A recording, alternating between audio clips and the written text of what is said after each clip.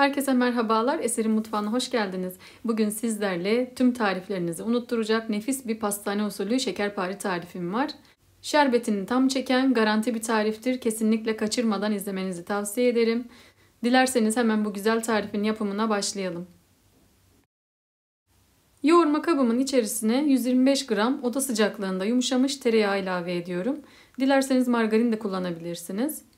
Üzerine yarım çay bardağı sıvı yağ, 2 adet yumurtanın beyazı, sarısını üzeri için ayırdım.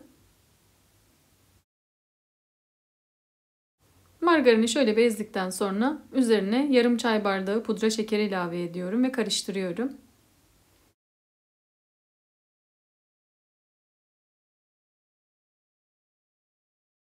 Daha sonra üzerine yarım su bardağı irmik ilave ediyorum. Kullanmış olduğum su bardağı ölçüsü 200 mililitre.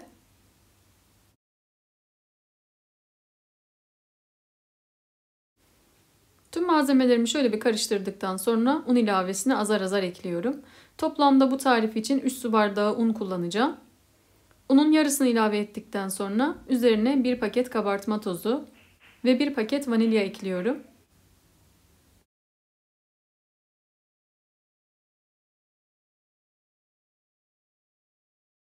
Ve tüm malzemeleri spatula ile karıştırıyorum.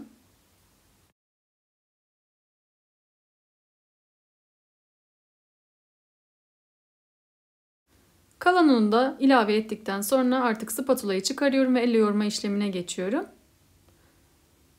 Hamurumuz sert bir hamur olmayacak, yumuşak bir hamur olacak. Hamuru 2-3 dakika boyunca özdeşene kadar yoğuruyorum.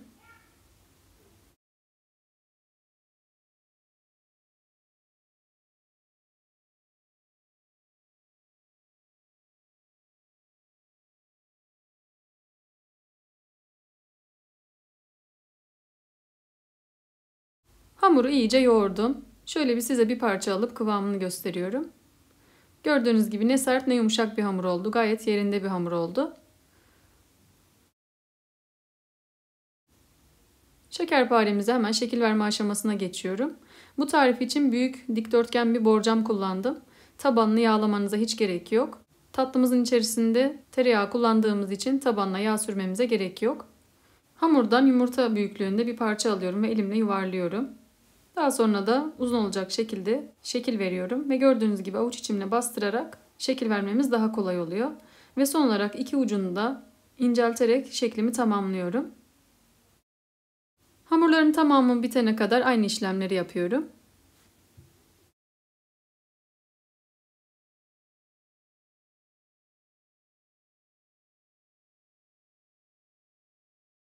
Bu arada tarifim için kullanmış olduğum malzeme listesi açıklama bölümünde bulunmakta. Kaçıran arkadaşlarımız malzeme listesi ve tüm detaylara oradan bakabilirler.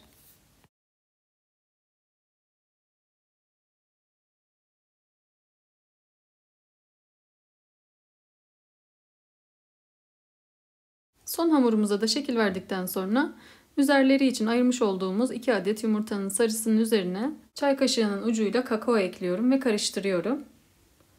Kakao şekerparelerin üzerinin daha güzel pembeleşip renk almasını sağlayacak.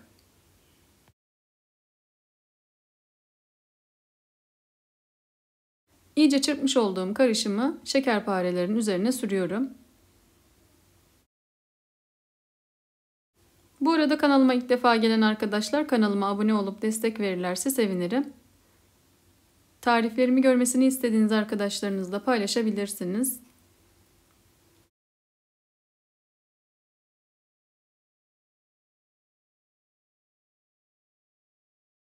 Şekerparelerin üzerine yumurta karışımını sürdükten sonra bir çatal yardımıyla iz veriyorum.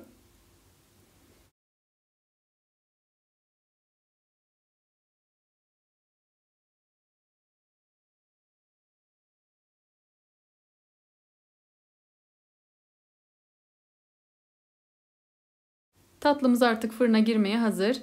190 derecede önceden ısıtılmış alt üst ayar fırında 30 dakika pişirmeye gönderiyorum.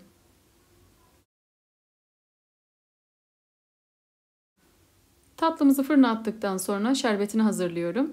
Uygun bir tencerenin içerisine 3 su bardağı şeker, 2,5 su bardağı su ilave ediyorum. Ve üzerine birkaç damla limon suyu sıkıyorum.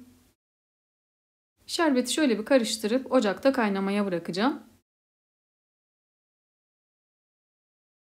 Yüksek ateşte 10 dakika kaynatmanız yeterli. Hemen şerbetimi ocağa alıyorum. Tatlımız fırından çıktı. İlk sıcaklığının çıkması için bekletiyorum. Benim fırınımda 30 dakikada pişti. Tatlımızın ilk sıcaklığı çıktıktan sonra ocaktan indirdiğim şerbetini veriyorum. Tatlımız sıcak, şerbetimiz de ocaktan aldığımız sıcaklıkta oluyor.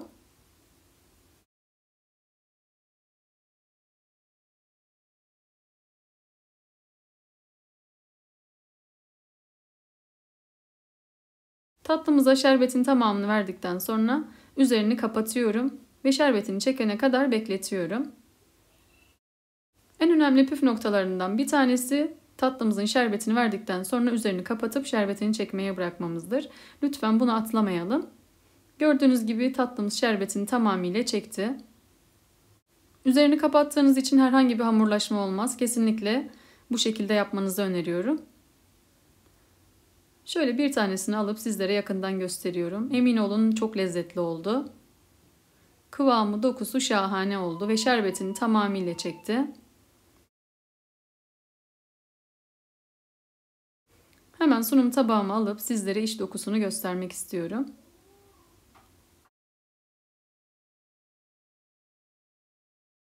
On yıldır yaptığım garanti bir tariftir. Kesinlikle denemenizi tavsiye ederim.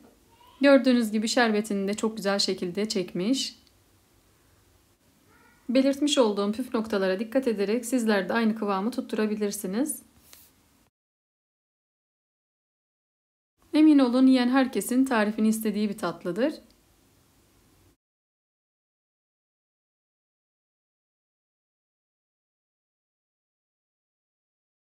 Deneyecek olan arkadaşlar yorumlar kısmında düşüncelerini benimle paylaşabilirler. Deneyecek olan herkese şimdiden afiyet olsun.